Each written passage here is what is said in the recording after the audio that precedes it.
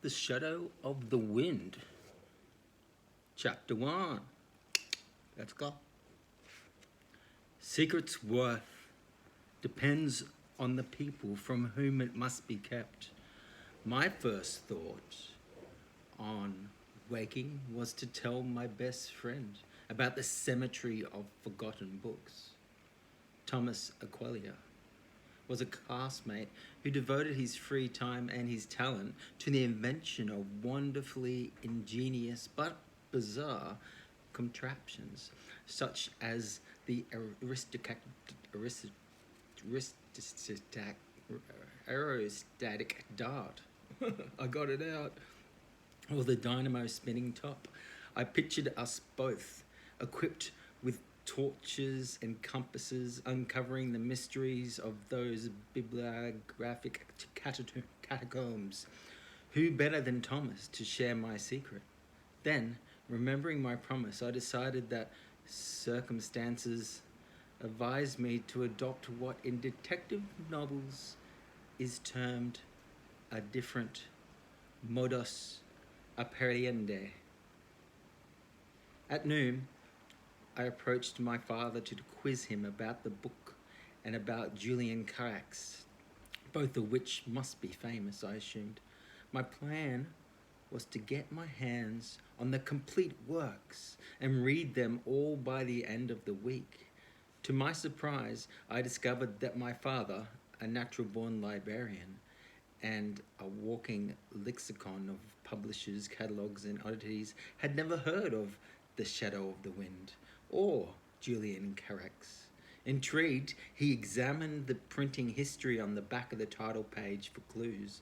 It says here that the first copy is part of an edition of 2,500 printed in Barcelona by Cassetti Editores in June 1936. Do you know the publishing house? It closed down years ago, but wait, this is not the original. The first edition came out in November of 1935, but was printed in Paris. Published by Gallieno and Nerville. Doesn't ring a bell. So, is this a translation? It doesn't say so. From what I can see, the text must be the original one. A book in Spanish, first published in France? It's not that unusual, not in times like these, my father put in. Perhaps Basilio can help us. Gustavo Basilio was an old colleague of my father's who now owned a cavernous establishment on Calafrando with a commanding position in the city's second-hand book trade. Perpetually affixed to his mouth was an unlit pipe that impregnated his person with an aroma of a Persian market. He liked to describe himself as the last romantic, and he was not above claiming that a remote line in his ancestry led directly to Lord Byron himself. As it is to prove this connection, Basilio fashioned his wardrobe in this style of a 19th century dandy. This casual attire consisted of a cravat, white pendant leather shoes, and a plain glass monocle that, according to the maculous gossip, he did not remove even in the intimacy of the lavatory. Flights of fancy aside, the most significant relative in this lineage was his begetter, the industrialist who had become famously wealthy by questionable means at the end of the 19th century.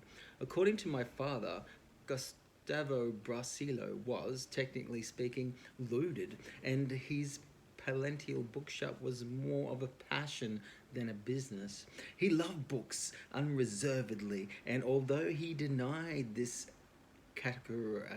categorically, he if someone stepped into his bookshop and fell in love with a tome he could not afford, Barcelo would lower its price, or even give it away if he felt that the buyer was a serious reader and not an accidental browser. Barcelo also boasted an effervescing memory allied with a panda tree, and that matched the demeanor of the sonority of his voice. If anyone knew about odd books, it was he. That afternoon, after closing the shop, my father suggested that we stroll along the Els Quaguettes, a cafe on Calais Monasterio, where Barcelo and his bibliophile knights of the Round Table gathered to discuss the finer points of decadent poets, dead languages, and neglected, moth-ridden masterpieces. Al Quaker Guts was just a 5-minute walk from our house and one of my favorite haunts. My parents had met there in 1932, and I attributed my one-way ticket into this world in part to the old cafe's charms. Stone dragons guarded a lamp-lit facade. Inside, voices seemed to echo with shadows, and other times accountants, dreamers, and would-be geniuses shared tables with the spectres of Pablo Picasso, Asek Albanese, I hate these names, Salvador Dali. There were poor devil. There any poor devil could pass for a historical figure for the price of a small cafe. Some very old man, proclaimed Barcelo when he saw my father come in. Hail the prodigal son! To what do we owe the honor? You owe the honor to my son Daniel, Don Gustavo. He just made a discovery. Well, then pray come and sit down with us. For we must celebrate this ethereal event, he announced. Ethereal? Ethereal? I whispered to my father. Barcelo can only express himself in frilly words, my father whispered back. Don't say anything or he'll get carried away. The lesser members of the Croati made room for us in their circle, and Barcelo, who enjoyed flaunting his generosity in public, insisted on treating us. How old is this lad? Inquired Barcelo, inspecting me out of the corner of his eyes. Almost 11, I announced. Barcelo flashed a sly smile. In other words, 10. Don't add on any years, you rascal. Life will see to that without your help. A few of his chums grumbled in assent. Barcelo signalled to the waiter of such remarkable decrepitude that he looked as if he should be declared a national landmark. A cognac for my friend, Symphria, for the good bottle, and a cinnamon milkshake for the young one. He's a growing boy, and bring us some bits of ham, but spare us the delicacies you brought earlier. If we fancy rubber, we'll call for Pirelli tires. The waiter nodded and left, dragging his feet. I hate to bring up the subject, Barcelo said. But how can there be jobs? In this country, nobody ever retires, not even after they're dead. Look at old El Cid. I tell you, we're a hopeless case. He sucked on his cold pipe, eyes already scanning the book in my hands, despite the pretentious facade in his verbosity. Barcelo could smell good prey the way a wolf scents blood. Let me see, he said, feigning disinterest. What have we here? I glanced at my father. He nodded approvingly. Without further ado, I handed Barcelo the book. The bookseller greeted it with expert hands. His pianist fingers quickly explored its texture, consistency, and condition. He located the page with the publication and printer's notices and studied it with a Venetian flair. The rest of us watched in silence as we are waiting for a miracle or permission to breathe again. Carax, interesting, he murmured in the inscrutable tone. I held out my hand to recover the book. Barcelo arched his eyebrows but gave it back with an icy smile. Where did you find it, young man? It's a secret, I answered, knowing that my father would be smiling to himself. Barcelo frowned and looked at my father. Sophia, my dearest old friend, because it's you and because of the high esteem I hold you in, and in honor of the long and profound friendship that unites us like brothers, let's call it at 40 duros. End of story. You'll have to discuss that with my son, my father pointed out. The book is his. Barcelo granted me with a wolfish smile. What do you say, laddie? 40 duros isn't bad for a first sale. Sampria, this boy of yours will make a name for himself in the business. The choir cheered his remark. Barcelo gave me a triumphant look and pulled out his leather wallet. He ceremoniously counted out 200 pesetes, which in those days was quite a fortune, and handed them to me. But I shook my head. Barcelo scowled.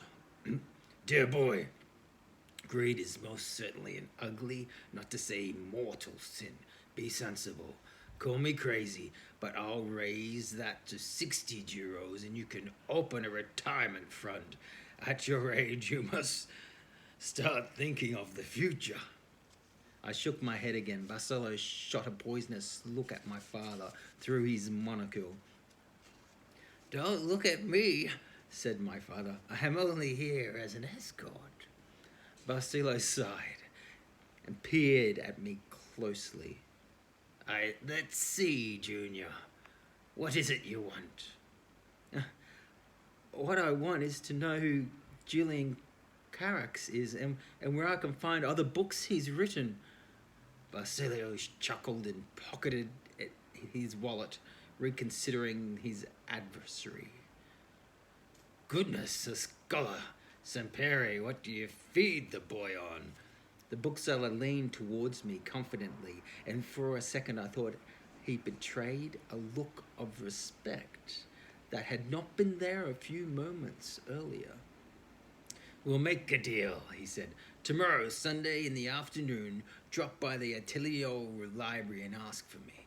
Bring your precious find with you so that I can examine it properly. And I'll tell you what I know about Julian Carax. Quid pro quo.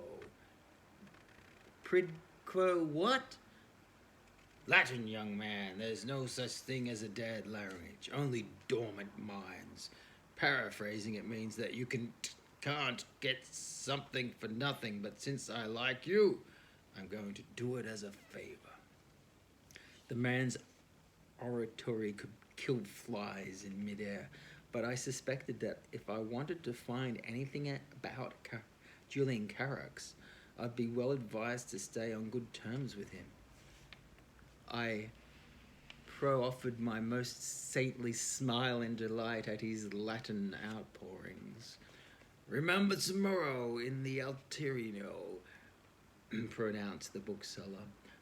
But bring the book, or there's no deal. Fine. Our conversation slowly merged into the murmuring of the other members of the coffee set.